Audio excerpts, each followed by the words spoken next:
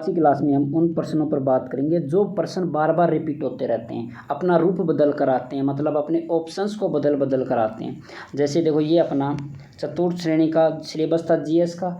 इसमें हर टॉपिक से एक क्वेश्चन ऐसा लेके आया हूँ मैं जो बार बार रिपीट होता रहता है, उसके ऑप्शंस बदलते रहते हैं। ठीक है, तो पहला क्वेश्चन की बात कर लेते हैं।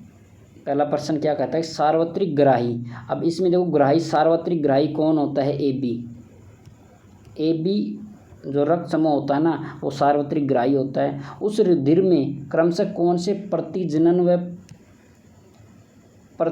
व प्रतिरक्षी उपस्थित होते हैं? तो देखो, क्लास में मैंने बताया था और आज भी हम बात करेंगे। ए बी के अंदर ए बी प्रतिजनन होते हैं और प्रतिरक्षी एक भी नहीं होता है। ठीक है, जबकि इसी का उल्टा अगर ए ऑप्शन की बात करें, ये होता है ओ होता है सर्वदाता।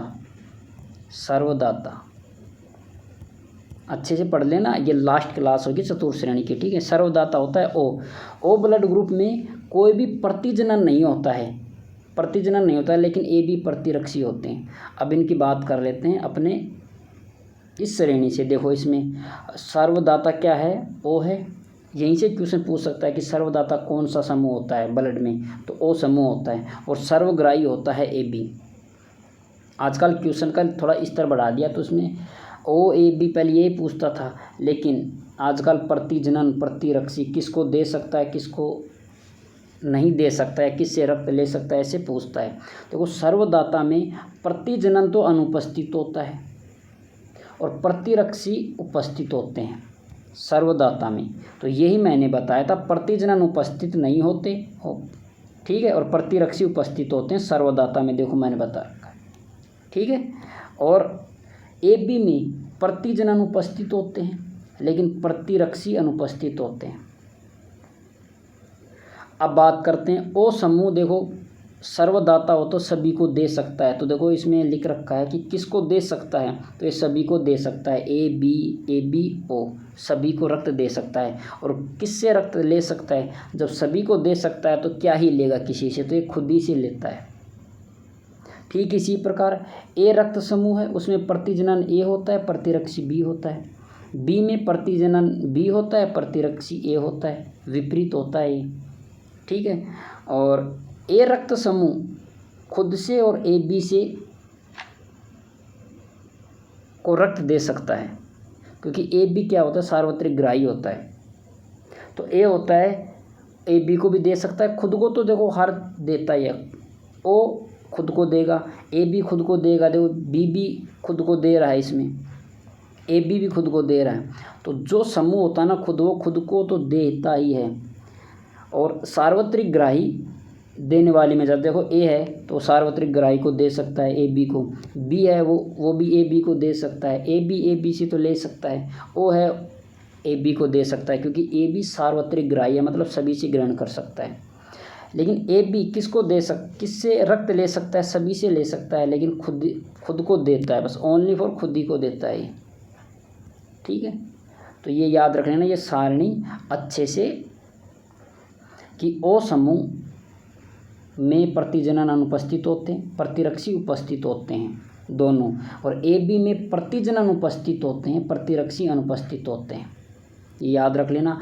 ए समूह है वो या तो ए से ए को रक्त दे सकता है, जो सभी खुद को तो देते ही हैं, और सार्वत्रिक ग्राही को देते हैं, बस इतना याद रख लेना। ठीक है, जैसे कि ए है तो ए है, खुद को तो देगा ए को, और सार्वत्रिक ग्राही ए बी है, उसी को भी देगा। ठीक है, बी को देगा, सार्वत्रिक ग्राही को भी दे सकता है। लेकिन किससे ले सकते हैं? सार्वत्रिक दाता देने वाले से ले सकते हैं। तो खुद ले भी सकते हैं खुद से, और सार्वत्रिक दाता से, दो याद रख लेना। जैसे ओ है, खुद से लेगा, सार्वत्रिक दाता से, और बी है, बी खुद से ले सकता है और खुद को दे भी सकता है। लेगा तो सार्वत्रिक दाता कौन है? ओ से लेगा, और ग्राही देगा किसको? ए बी को देगा। तो ऐसे याद रख लेना। नेक्स्ट क्वेश्चन की बात कर लेते हैं। ये अपना चैप्टर है अपशिष्ट प्रबंधन से क्वेश्चन है। इसमें पूछ रखा है कि निम्न में से जैव निम्नीकरणीय अपशिष्ट पदार्थ नहीं है। तो जैव निम्नीकरणीय पदार्थ वे पदार्थ होते हैं जो आसानी से सड़ गल जाते हैं, कपड़ा गल जाता है, गोबर गल जाता है, रद्दी कागज़ गल जाता है, कांच गलता नहीं है। तो यही आंसर होगा। तो जैव निम्नीकरण अपशिष्ट पदार्थ ये पूछ रहा नहीं है, यही कांच नहीं है। ठीक है, ये जैव अनिम्नीकरण का उदाहरण है, प्लास्टिक, कांच। ये अब देखो मैं इसमें बता रखा है जैव निम्नीकरण और जैव अनिम्नीकरण के बारे में। जीवाणुओं द्वारा जो अपघटित हो जाते हैं वो जैव निम्नीकरण कहलाते हैं, और जो अपघटित नहीं होते हैं वो अनिम्नीकरण कहलाते हैं। जैसे पेड़ पौधों की पत्तियां, फल हैं, छिलके, मांस, रद्दी कागज़, कपड़ा, मल, गोबर, ये आसानी से अपघटित हो जाते हैं। जबकि पेंट, कांच, धातु के टुकड़े, प्लास्टिक की वस्तुएं, ये आसानी से गलती नहीं है। ठीक है, या तो आसानी से गलती नहीं है, जो गलती ही नहीं है कभी, वो अजैव निम्नीकरण कहलाता है। ओके, अजैव निम्नीकरण कहलाता है, ये याद रख लेना। अब ये अपना है बीमारी से संबंधित पोषक तत्व। देखो रोग और निदान से संबंधित अपना टॉपिक है, ये रहा, प्रमुख रोग कारक और निदान से। तो क्लास तो पूरी करा रखी है मैंने already, PYQ base, PYQ plus उसका ऑथेंटिक सोर्स। ऑथेंटिक सोर्स अपना NCERT या राज्य पाठ्य पुस्तक मंडल की बुक होती है, गाइड एक भी नहीं होती है। ये सारे चैप्टर मैंने करा रखे हैं, एक के एक टॉपिक को खुल के बता रखा है। इसमें सिर्फ वही क्वेश्चन लेके आया हूँ जो रिपीट होता रहता है। अब देखो इसमें सार्वत्रिक ग्राही है। अब यही ए ऑप्शन पे मैं क्या मैंने बता दिया है, ओ के बारे में बता दिया, सार्वत्रिक दाता के बारे में बता दिया। इसमें क्या है, ये ए के बारे में, इसमें क्या है, ये बी के बारे में। तो इस प्रकार से पूछता रहता है, क्वेश्चंस को, ऑप्शन को बदल सकता है। ठीक है,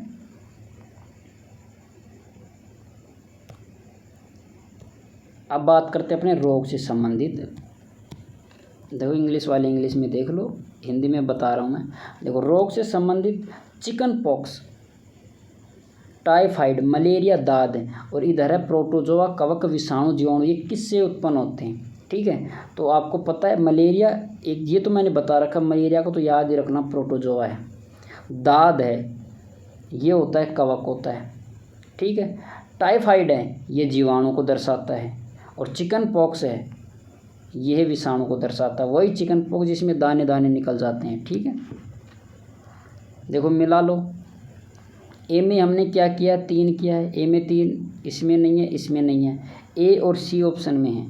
बी में हमने 4 किया है, तो बी में हमने 4, ये ए ऑप्शन है। ओके, अब यहाँ पर देखो मलेरिया के बारे में पूछ लिया इसने, टाइफाइड के बारे में। अब टाइफाइड की जगह वो हैजा भी दे सकता है, इस प्रकार से। चिकन पॉक्स की जगह वो पोलियो भी दे सकता है। क्वेश्चन यही है, लेकिन इसी में बदल देगा वो। अब तो इसकी कंप्लीट बात कर लेते हैं। देखो अपने पास सारणी का संक्रामक रोग की ऊपर संक्रामक रोग है। इसमें जीवाणु में हैजा, क्षय रोग, टीबी, डिप्थीरिया, कोड, टिटनिस, टाइफाइड, प्लेग, काली खांसी, निमोनिया, गोनेरिया, सिफिलिस, ये सभी ही सभी इम्पोर्टेंट है, ये जीवाणु हैं। जबकि विषाणु में छोटी माता, खसरा, ये छोटी माता वो ये है जिसे चेचक बोलते हैं। पोलियो, ये इम्पोर्टेंट है, पोलियो, रेबीज, चेचक। ठीक है, जननांग हर्पिस होता है, एड्स होता है, एड्स बिल्कुल होता है। वो कहते हैं कि एड्स के लिए तो एड भी बना रखा है ना, सरकार मोटो भी दे रखी है कि हमेशा प्रोटेक्शन यूज ही करना चाहिए। ठीक है, इन्फ्लुएंजा, फ्लू होता है, फ्लू होता है जो मतलब हवा में फैल जाता है, फ्लू तो वायरस फैलता है। जुकाम, कोरोना, तो कोरोना के पीछे तो लगा ही रहता है वायरस, कोरोना वायरस है, तो ये वायरस जनित है। देखो छोटी माता, दाने दाने होते हैं, संपर्क में आने से दूसरे व्यक्ति की भी हो जाते हैं। जो संपर्क में आ जाता है वो वायरस होता है।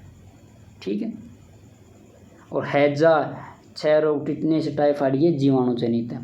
प्रोटोजोआ में एक इम्पोर्टेंट है मलेरिया, एक काला अजर, और एक होता है पायरिया, ये इम्पोर्टेंट है। अतिसार, पेचिस भी हो सकता है, दस्त बोलते हैं शायद इसे, पेचिस को। ठीक है, ये होते हैं प्रोटोजोआ के।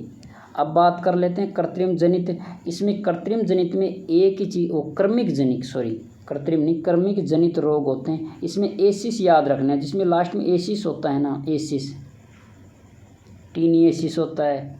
ठीक है, तो एसिस क्रमिक जनित होता है, ये याद रखने के। कवक में होता है एथलीट फुट होता है, दाद, खाज, गंजापन, ये कवक जनित होते हैं। कवक होता है, जिसमें फफूंद वगैरह होती है, वो कवक होता है। अब एक इम्पोर्टेंट बात यहाँ लिख रखी है असंक्रामकता के बारे में।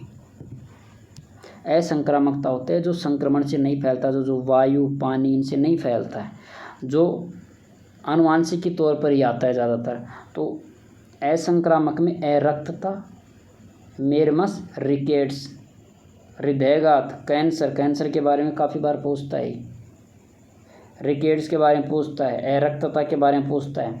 तो ये हृदयघात तो दिल का दौरा कभी आनुवांशिक रूप से नहीं आता है, किसी व्यक्ति में पर्सनली होता है, वो किसी के टच से नहीं आता, संपर्क से नहीं आता है। तो ये रोग संपर्क से नहीं आते हैं। ओके, कैंसर जिसके होता है उसके पास रहने वाले के पास कैंसर नहीं होता है। कैंसर संक्रामक नहीं है, असंक्रामक है। जैसे जन्मजात रोग कुछ होते हैं, जन्मजात रोग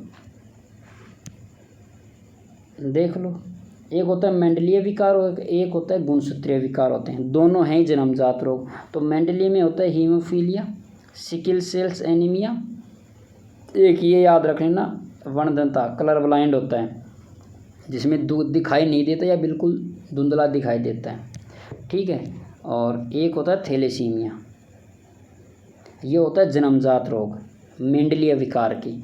और ऐसे नहीं पूछता मेंडलीय विकार के, नहीं, ऑप्शन देगा आपको वर्णदता, थैलेसीमिया, डाउन सिंड्रोम, और एक यहाँ से उठा लेगा क्या, एड्स, और ऐसे पूछ लेगा इनमें से कौन सा संक्रामक है। तो एड्स है संक्रामक, बाकी क्या है असंक्रामक है। जन्मजात रोग होते हैं वो संक्रामक से कहाँ फैलेंगे।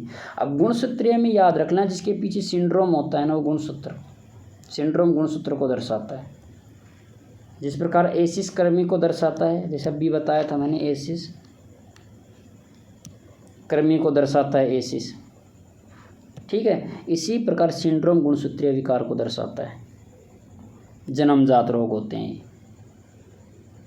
कलर ब्लाइंड जन्मजात रोग है, थैलेसीमिया जन्मजात रोग है, ठीक है। अब ये अपना है प्रकाश के परावर्तन से संबंधित एक टॉपिक दे रखा है ऑलरेडी अपन चतुर्थ श्रेणी में, प्रकाश के परावर्तन से संबंधित।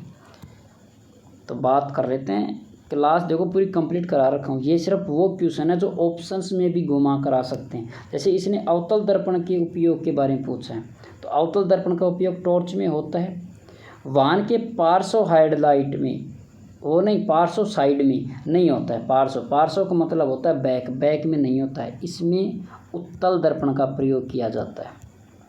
नया क्वेश्चन बन गया इसलिए बोलता हूँ बहुरूपीय मतलब ऑप्शंस बदल कर आ सकता है। वाहनों के हेडलाइट में होता है, सौर कुकर में होता है। तो पार्श्व में उत्तल दर्पण का उपयोग किया जाता है। इसे बोलते हैं साइड मिरर के रूप में किसका उपयोग किया जाता है, उत्तल दर्पण का उपयोग किया जाता है। इसीलिए उस दर्पण में देखते हैं ना साइड मिरर में, तो जो एम्बुलेंस पे उल्टा शब्द लिखा होता है वो सीधा हो जाता है, सीधा पढ़ा जाता है। उत्तल दर्पण के बारे में एक और बात बता देता हूँ।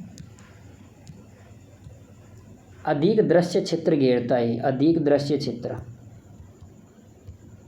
अधिक छोटा सा दर्पण होता है लेकिन पीछे का पूरा व्यू दिखा देता है, तो अधिक दृश्य क्षेत्र होता है उत्तल दर्पण में।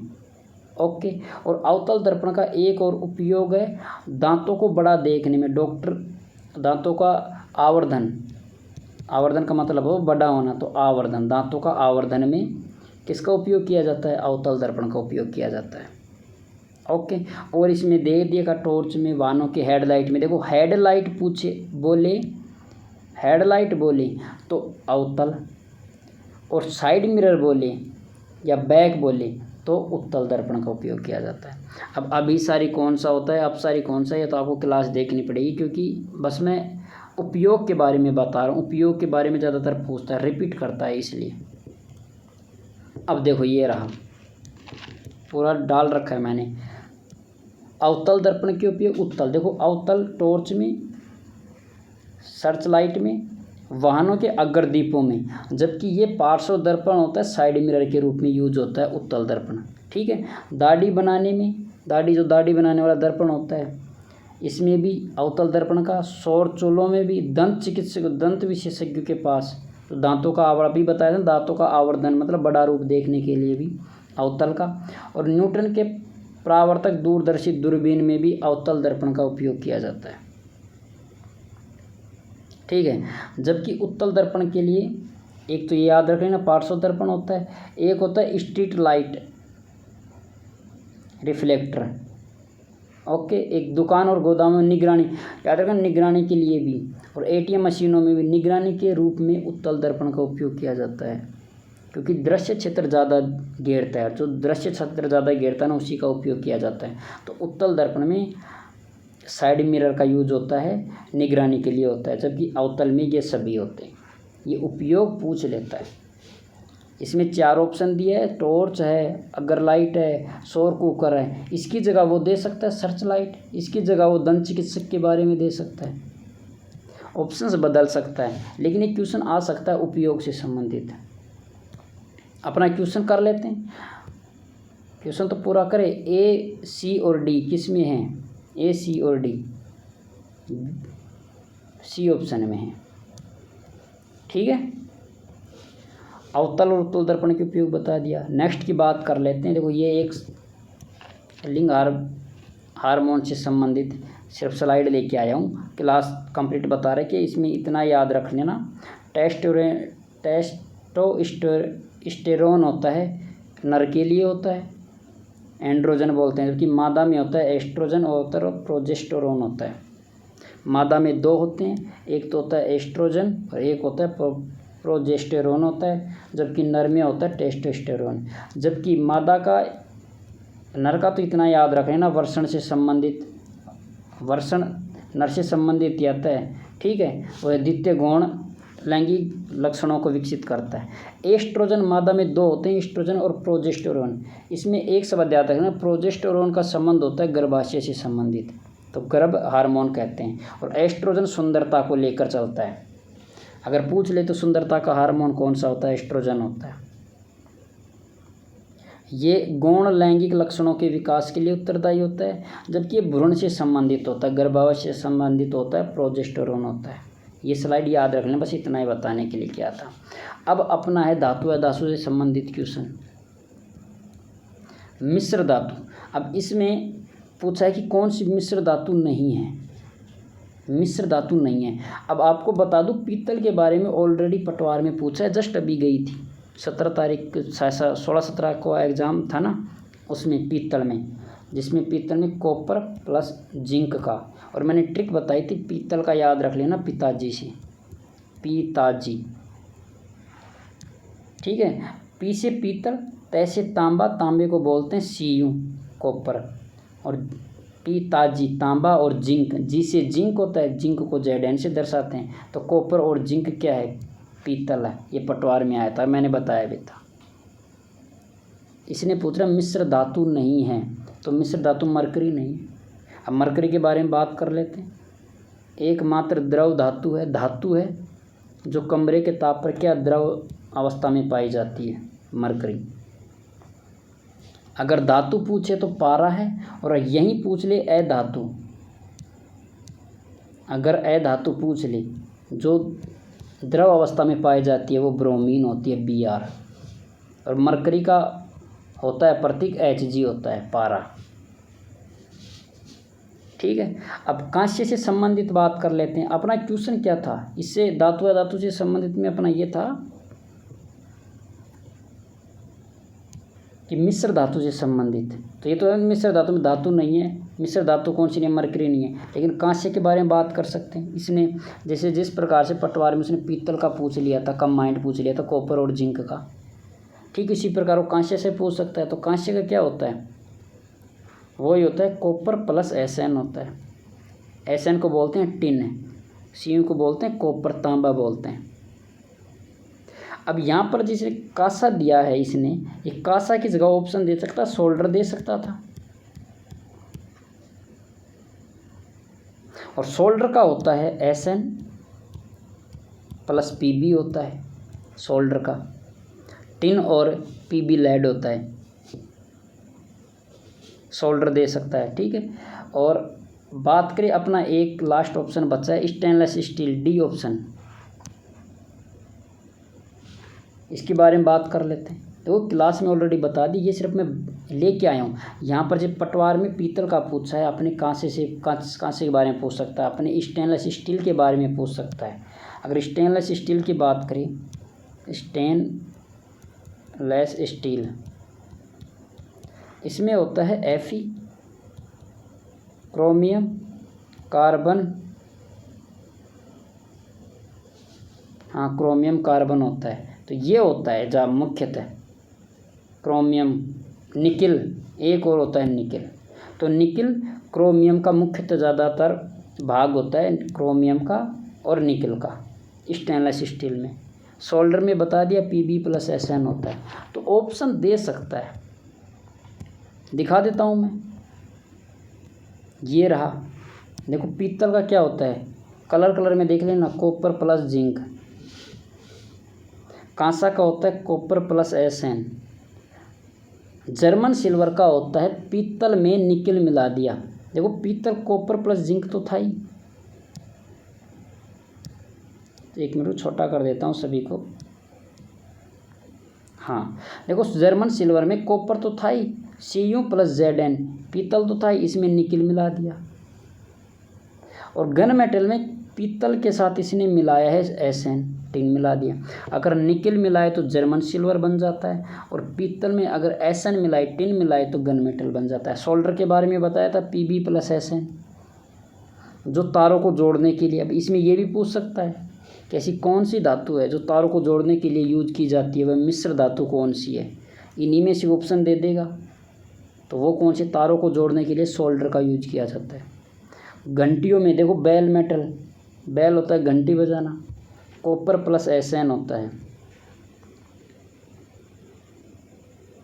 और बेल गैटनिक कांसे से संबंधित है, सेम टू सेम। देखो बेल मेटल और कांसा सेम ही होता है घंटी बनाने के लिए। ठीक है, सिक्के बर्तन, सिक्के बनाने के लिए किस मिश्र धातु का प्रयोग किया जाता है, कांसे का प्रयोग किया जाता है, ये पूछ सकता है। स्थायी चुंबक बनाने के लिए भी एलनिको, जिसमें एल में एल्यूमिनियम, कोबाल्ट, निकिल और शेष Fe मिलाया जाता है। तो एक बार मैं इसको डिलीट कर दे रहा हूँ सभी को, और आप स्क्रीनशॉट ले लो और फिर पढ़ लेना। ये धातु है, धातु से संबंधित कोई सा भी पूछ सकता है इसमें, लेकिन इम्पोर्टेंट बता देता हूँ। पीतल पूछ सकता है, कांसा पूछ सकता है, गन मेटल पूछ सकता है, सोल्डर पूछ सकता है, स्टेनलेस स्टील होता है जैसे क्रोमियम, निकिल, कार्बन और Fe। देखो यही बताया था मैंने, Fe, chromium, nickel, carbon, carbon nickel, यही है। नेक्स्ट क्वेश्चन देखो, स्टेनलेस स्टील के बारे में बता रखा है, इसमें लोहे के साथ क्रोमियम, निकिल, और एक ये पूछ सकता है, पीतल में तो जस्ता और तांबा होता ही है, जस्ता को बोलते हैं Zn। एक क्वेश्चन आता है Fe प्लस जस्ता, जिंक जस्ता, और इसे बोलते हैं यसद लेपन।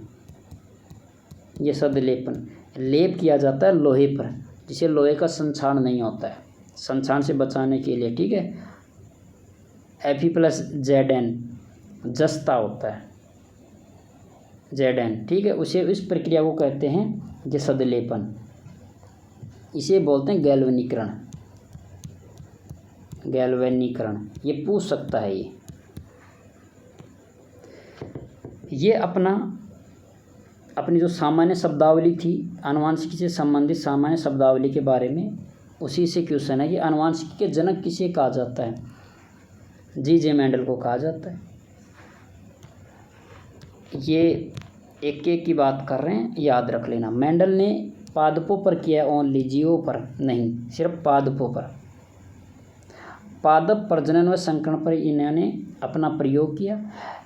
मेंडल को आनुवांशिकी का क्या कहलाता है, जनक कहा जाता है। लेकिन आधुनिक आनुवांशिकी पूछे तो बेटसन करना, आधुनिक आनुवांशिकी का जनक किसे कहा जाता है, बेटसन को। अगर आनुवांशिकी का पूछे तो मेंडल को। और स्पेंसर ने किस शब्द का उपयोग किया था, हेरिडिटी। मेंडल के बारे में पूछे कि मेंडल ने पौधा तो लिया था, लेकिन किसका पौधा लिया था, मटर का। कितने भी समझौड़े उसने देखे थे, 7। और इसमें भी ये भी पूछ सकता है कि निम्न में से कौन सा लक्षण प्राप्त नहीं था, या कौन सा पौधे में मेंडल ने कौन सा लक्षण नहीं लिया था। तो बीज का आकार दे देगा, बीज का रंग दे देगा, पुष्प का रंग दे देगा, तने की ऊंचाई दे देगा। 4 हो गए क्या? चलो ये छोड़ देते हैं, तने की ऊंचाई छोड़ देते हैं, और ये बोल देगा बीज का आकार, बीज का रंग, पुष्प का रंग, और ये बोल देगा फली का रंग है। ये भी है, फली का रंग भी है ऑलरेडी, तने की ऊंचाई भी है। इसके अलावा बोल सकता है जड़ बोल देगा वो, तो जड़ से संबंधित उसने कोई लक्षण नहीं लिया था। याद कैसे करना है बता देता हूँ मैं, ये भी सिंपल इतना याद रख लेना। 2 का देखो, बीज का आकार, बीज का रंग, ठीक है, फली का आकार, फली का रंग, फली, तने की ऊंचाई, और पुष्प का रंग और पुष्प की स्थिति। इसने पुष्प का कोई आकार वगैरह की नहीं, पुष्प की स्थिति और पुष्प का रंग लिया है। तो बीज, पुष्प और फली, इस पे 3 पे बात किया, और एक तने की ऊंचाई से संबंधित। तने की ऊंचाई में लंबा और बौना। इसमें देखो एक प्रभावी लक्षण होता है जो कैपिटल टी होता है, कैपिटल टी लंबाई के लिए होता है, टॉलर के लिए होता है, स्मॉल टी बोने के लिए होता है। तो ये याद रखना,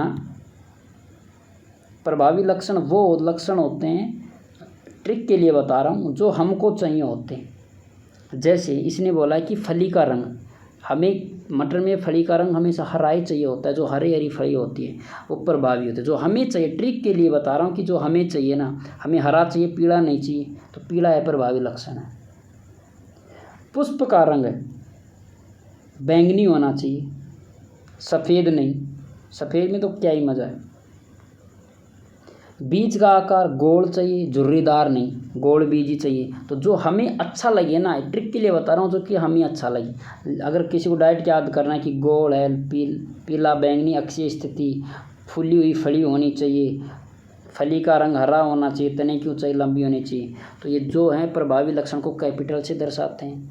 जैसे इसमें गोल बोलेगा तो आर, झुर्रीदार को स्मॉल आर से दर्शाएंगे, पीले को येलो से दर्शाएंगे, और हरे को स्मॉल येलो से दर्शाएंगे, लंबाई को कैपिटल टी से दर्शाएंगे, बोने को स्मॉल टी से दर्शाएंगे। ठीक है,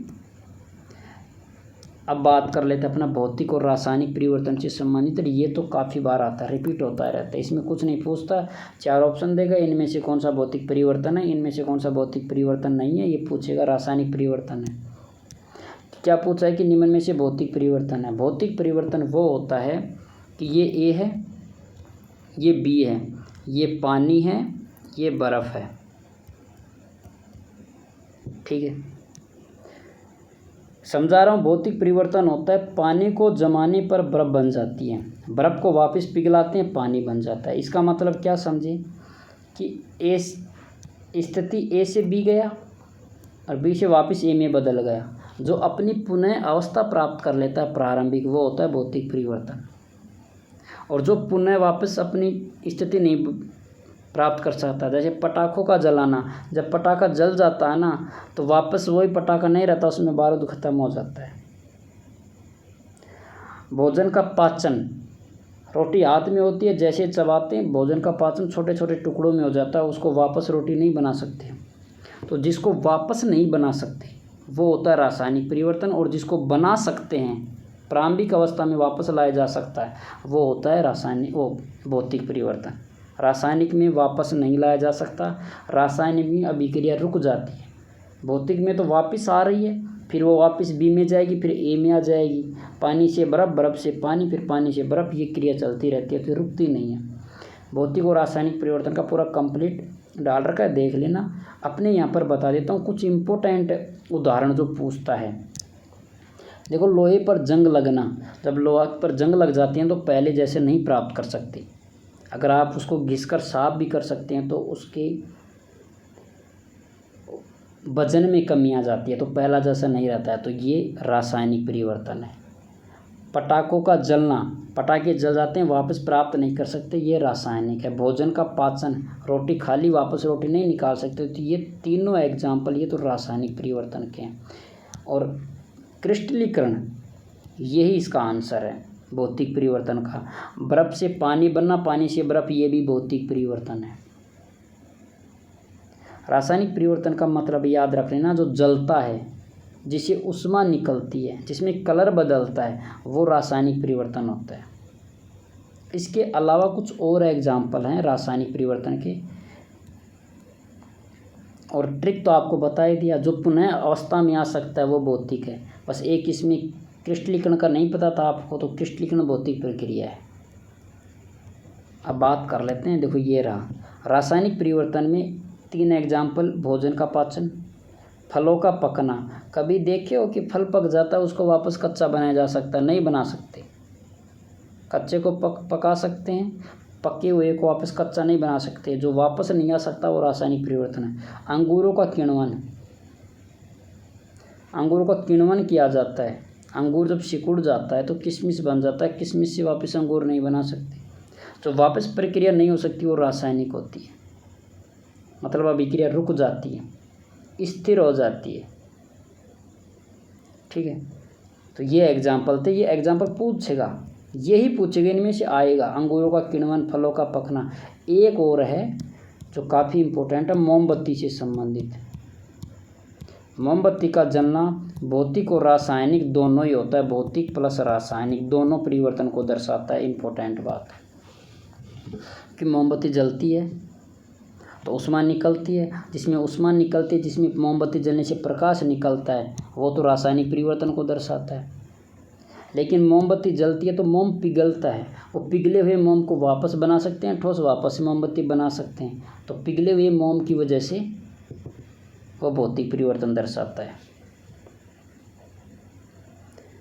अब कुछ बीमारियों से संबंधित, जिसमें विटामिन ए, विटामिन बी से कौन कौन सा रोग होता है, विटामिन सी से कौन सा रोग होता है, किस कमी से। ठीक, तो एक तो ये याद रखना, ये अब की बार आया था, पटवार में ही आया था। क्वाशियरकोर, ये बच्चों से संबंधित होता है, तो प्रोटीन की कमी से होता है। क्वाशियरकोर प्रोटीन की कमी से होता है। विटामिन ए की कमी से रतौंधी होता है। विटामिन बी की बेरी होता है। विटामिन सी की कमी से स्कर्वी होता है। विटामिन डी की कमी से रिकेट्स होते हैं। विटामिन ई की कमी से होता है प्रजनन क्षमता में कमी आती है, नपुंसकता होती है। और विटामिन के की कमी से रक्त का थक्का नहीं बनता, रक्त बहता ही रहता है। तो ये कुछ थे, ये याद रख लेना। देखो दांत व मसूड़ों में जो बीमारी आती है, देखो इसमें लिख रखा है दांत व मसूड़ों में, ये विटामिन सी की कमी से होता है। हड्डियों में कमज़ोरी आती है विटामिन डी की कमी से। तो मैं इसको एक बार साफ कर दे रहा हूँ, आप इसका स्क्रीनशॉट ले लो, एसएस ले लो। पर ये याद रख लेना, ऊपर वाला क्वाशियरकोर होता है। देखो इम्पोर्टेंट क्या क्या इम्पोर्टेंट, ये सारे इम्पोर्टेंट है। वसा से क्या होता है, ऊर्जा की कमी होती है। जनन क्षमता में कमी होना विटामिन ई की वजह से है। कुछ बात यहाँ है, देखो स्थिरता होती है जब खून में हीमोग्लोबिन की कमी आती है। तभी आयोडीन घेंगा होता है, आयोडीन की कमी से घेंगा रोग होता है। और ये किस में होता है, थायराइड ग्रंथि में होता है। और हड्डियाँ कमज़ोर होने का मतलब होता है कैल्शियम की कमी आना। बोलते हैं ना कैल्शियम की कमी आ गई, दूध पियो, कैल्शियम की टेबलेट भी देते हैं, हड्डियाँ कमज़ोर हो जाती हैं। तो ये इसका एसएस ले लो अच्छे से और फिर देख लेना। ये तो याद ही रख लेना क्वाशियरकोर का। बाकी ए बी सी ये तो आपको पता ही है। विटामिन ए की कमी से रतौंधी, बी से बेरी, सी से स्कर्वी, डी से रिकेट्स होता है, के से रक्त का थक्का नहीं बनता, अत्यधिक रक्त बहता रहता है। और ये कुछ लास्ट हैं, ये यहाँ से भी पूछ लेता है कई बार क्वेश्चन, बार बार रिपीट होता रहता है इस चैप्टर से। माल्टोज क्या होता है, माल्टोज को ग्लूकोज में बदलता है। जो शब्द हैं उसको सिर्फ ग्लूकोज में बदलना है। लैक्टोज है ये शब्द है, ये लैक्टोज को क्या करते हैं, ग्लूकोज में बदलेगा। सुक्रेस है, सुक्रोज को ग्लूकोज में बदलेगा। लाइपेज है, लाइपेज होते हैं वसा व वसीय अम्ल तथा ग्लिसरॉल में बदलता है ये लाइपेज एंजाइम। वसा व वसीय अम्ल को किस में बदलता है? ग्लिसरॉल में बदलता है। न्यूक्लियेजेज क्या होता है? न्यूक्लिक अम्ल व न्यूक्लियोटाइड को किस में? न्यूक्लियोसाइड व शर्करा में बदलता है। ये इंपॉर्टेंट है। न्यूक्लियोटाइड व न्यूक्लिक अम्ल को किस में बदलता है? न्यूक्लियोसाइड व शर्करा में बदलता है। और डाइपेप्टाइड होता है जो डाइपेप्टाइड को एमिनो अम्ल में बदलता है। अपना ही भाग किस में बदल रहा है? दूसरे में बदल रहा है। माल्टोज ग्लूकोज में बदलता है। लैक्टेज लैक्टोज को ग्लूकोज में बदलता है। सुक्रेज सुक्रोज को बदलता है। न्यूक्लियेजेज होता है न्यूक्लिक अम्ल व न्यूक्लियोटाइड को साइड में बदलता है। यही कार्य डाइपेप्टाइड कर रहा है। लास्ट वाला देखो, ये रहा।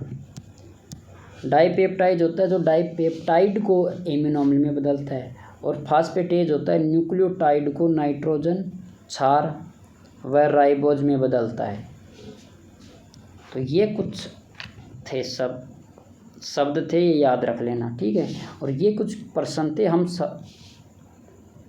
हमने देखा सारे क्वेश्चन अलग अलग टॉपिक से। और ये अपने पूरे टॉपिक है PYQ प्लस। ये अपना अंतिम क्लास है पटवार से संबंधित। अब चलेगा अपने रीड से संबंधित, वही GS पोर्शन होगा। GS portion complete physics chemistry की, वही अपना सेम तरीका PYQ प्लस उसका ऑथेंटिक सोर्स इसी के साथ, ठीक है। तो अपनी एग्ज़ाम अच्छे से देना। Best of luck.